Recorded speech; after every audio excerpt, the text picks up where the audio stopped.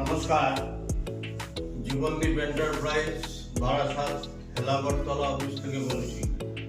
আরেকবার নমস্কার জানাচ্ছি সবাইকে। আমরা শুভ নতুন বছরের প্রীতি শুভেচ্ছা জানাচ্ছি।